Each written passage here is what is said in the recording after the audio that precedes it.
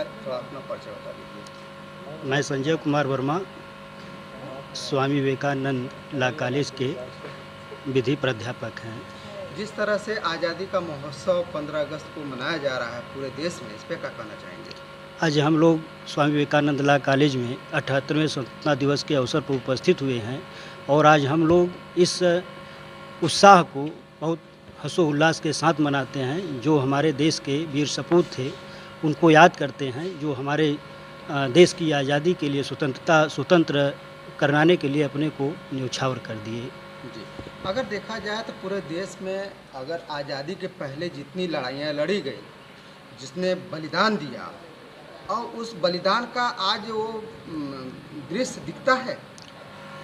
देखिए, हमारे जो देश के बलिदानी थे वो हमारे अपने देश के लिए, राष्ट्र के लिए बलिदान हुए, जो आने वाली पीढ़ियों को भी संदेश दिए, क्योंकि आज़ादी उनका दिलाना लक्ष्य था। क्योंकि गुलामी, हमारी देश की जो गुलामी थी उससे दूर, उस गुलामी से दूर करना था। जो हमारे आने वाले वंशज हैं, जो हमारे देश के लोग हैं, उनको हम लोग स्वतंत्र सांस ले पाएँ। इसलिए हम उन वीर सपूतों को अच्छे दृश्य से देखना चाहिए और उनसे सीखना चाहिए, उनसे प्रेरित होना चाहिए और जो है अपने आप को उसमें कुछ जीवन में उतारना चाहिए। लेकिन देखा जाए तो जिस तरह से बेरोजगारी है, महंगाई है, चरम सीमा पे अगर देखा जाए तो हत्याएं, बलात्कार की जो रूपरेखा तैयार हो रही हैं, उस पर आप क्या कहना चाहिए? इस पर जो बहुत अच्छा प्रश्न आपने किया, तो इस प्रश्न का जवाब यह है कि हमारे देश की जो भारत सरकार है या राज्यों की सरकार हैं, इनको बेरोजगारी पर विशेष ध्यान देना चाहिए। हम तो शिक्षा लेते जा रहे हैं लेकिन हमको रोजगार का अवसर नहीं मिल रहा है। तो इस पर अगर रोजगार का अवसर मिलेगा तो हमारे देश में जो है बेरोजगारी भी नहीं बढ़ेगी और जो है कि जैसे आपने कहा कि बलात्कारी बढ़ रही है, आतंकवाद बढ़ रहे हैं या अन्य प्रकार के जो भी चीज़ें बढ़ रही हैं, ये बेरोजगारी का बहुत सीधा साधा जो है उदाहरण है कि सबसे बड़ी कमी है कि बेरोजगारी होना। अगर हमारी सरकार बेरोजगारी को दूर करे तो आधी समस्या तो दूर हो जाएगी। और उन बलिदानियों ने जो हमें आज़ाद कराया है वह कुछ सोच समझ कर कराया है। यह नहीं उनकी सच्ची श्रद्धांजलि माना जाए?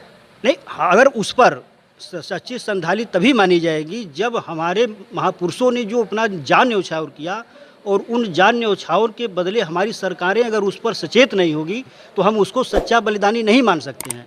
अगर हम 50% 80% भी कुछ उपयोग कर लेते हैं तो हम मानेंगे कि हमारे देश के जो जान न्यौछावर किए हैं और सरकार उस पर सजग है और हमें सच्ची बलिदानी मिल रही है। अगर देखा जाए मनोज सर, तो इस पर आप क्या कहना चाहेंगे? जिस तरह से आज आज़ादी का महोत्सव मनाया जा रहा है पूरे देश में और आपके लॉ कॉलेज में, स्वामी विवेकानंद लॉ कॉलेज में आप भी टीचर हैं, तो क्या कहना चाहेंगे सर? देखिए, हम तो यही कहना चाहेंगे कि हम लोग लॉ के माध्यम से समाज में जो है जितनी भी बुराइयां व्याप्त हैं उनसे लड़ने की क्षमता जो है अपने छात्रों में पैदा करें, ताकि आने वाले समय में जो भी अपराध हो रहे हैं वो कम हो। हाँ, और इनके द्वारा जो है जी पीड़ित हैं उनको न्याय दिलाने में जो है सहायता मिले।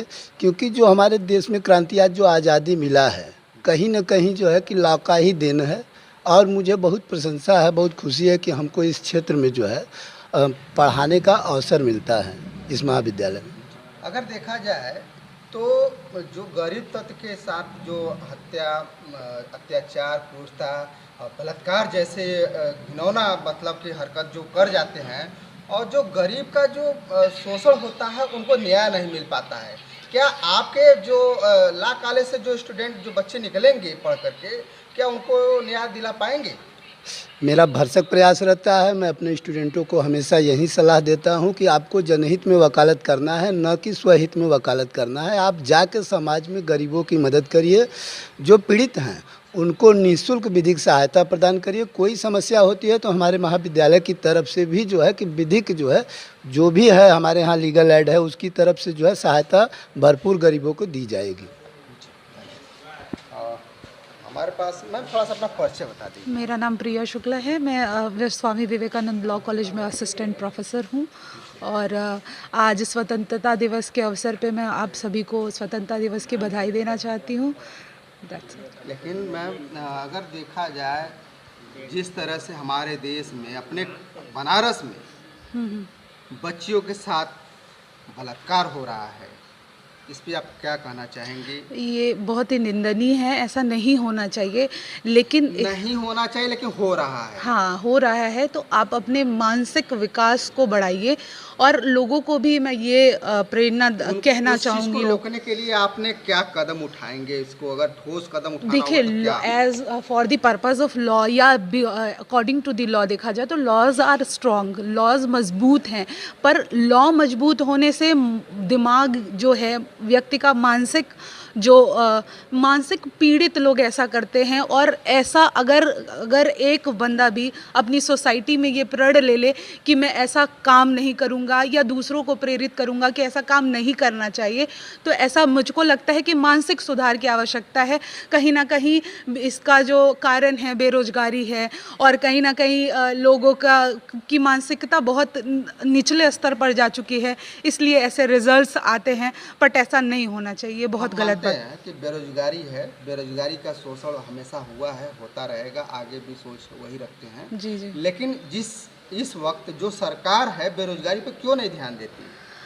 देखिए, पर्टिकुलरली सरकार और आप अपने सेल्फ मेड भी बनिए। गवर्नमेंट हमेशा अरे आपका क्या बोलते हैं, आपका हमेशा हित करने के लिए तैयार है, लेकिन अगर आप अपने हित के लिए जागरूक नहीं हैं तो कोई भी सरकार आपको जागरूक नहीं बना सकती। तो इसलिए आप अपने लिए उठिए, अपने अधिकारों की मांग करिए। हमारे पास कॉन्स्टिट्यूशन है, हमारे पास लॉज हैं जो हमारा फेवर करते हैं, और उनके माध्यम से हम सरकार से ये डिमांड कर सकते हैं कि बेरोजगारी का जो मुद्दा है वो ख़त्म किया जाना चाहिए। धन्यवाद। लॉयर्स आर सोशल इंजीनियर, तो लॉयर्स की ये सोशल रिस्पॉन्सिबिलिटी बनती है कि अपने दायित्वों को पूरा करें। और जो नए बच्चे हैं जिनको हम पढ़ा रहे हैं, या बीइंग अ लॉयर मैं खुद भी, हमारी ये रिस्पॉन्सिबिलिटी बनती है कि हम सोसाइटी के लिए कुछ करें। जो जैसा मनोज सर ने कहा कि स्वहित नहीं, जनता का हित या लोगों के हित के बारे में सोचे, तो जो लॉयर्स का काम होता है वो इंजीनियर का काम होता है, जो सोसाइटी में इंजीनियरिंग का काम करते हैं, सोसाइटी को सुधारने का कार्य करते हैं। धन्यवाद।